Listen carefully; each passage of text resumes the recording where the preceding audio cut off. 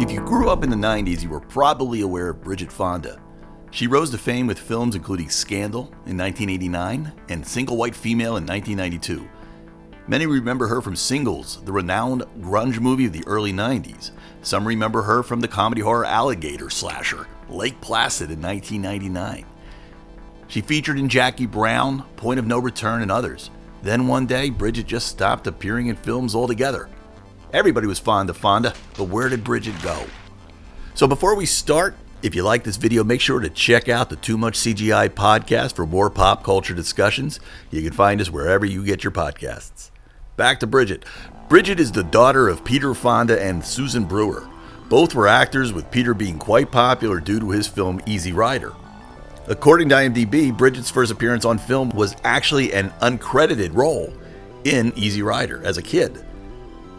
Peter's sister was Jane Fonda, and his father was Henry Fonda, making Bridget part of an acting legacy. In fact, her godfather is the late Larry Hagman. Bridget received a BFA in drama from New York University and began her journey through Hollywood. She dated Eric Stoltz for 8 years and Dwight Yoakam for 2. She was chosen by Empire magazine as one of the 100 sexiest stars in film history at number 85. She has 49 listed credits on IMDb, with her first credit role being in the film Aria in 1987. This was followed by something called Gandahar, then You Can't Hurry Love, Shag, and Scandal.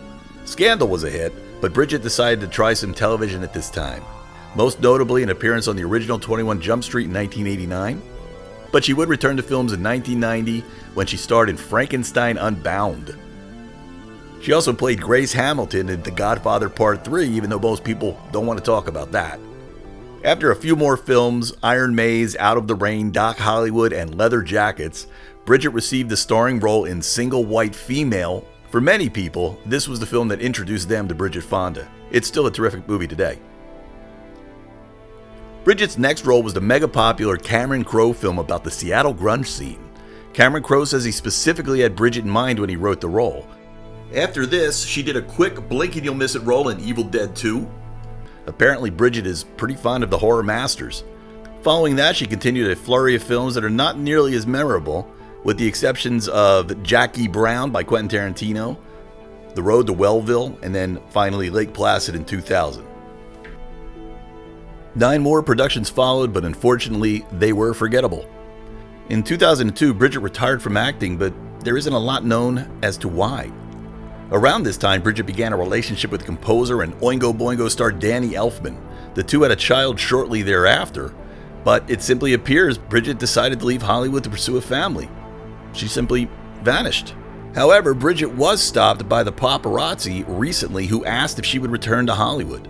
In the April 2023 Page 6 article featuring a video, Bridget firmly responded, "No."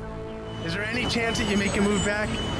I don't think so. It's too nice being a civilian. You like being a civilian? Yeah. All right. So Bridget, who received 2 Golden Globe nominations and an Emmy nomination, seems to truly be retired from show business. And that's truly unfortunate for us. What are your favorite Bridget Fonda movies? Let us know in the comments.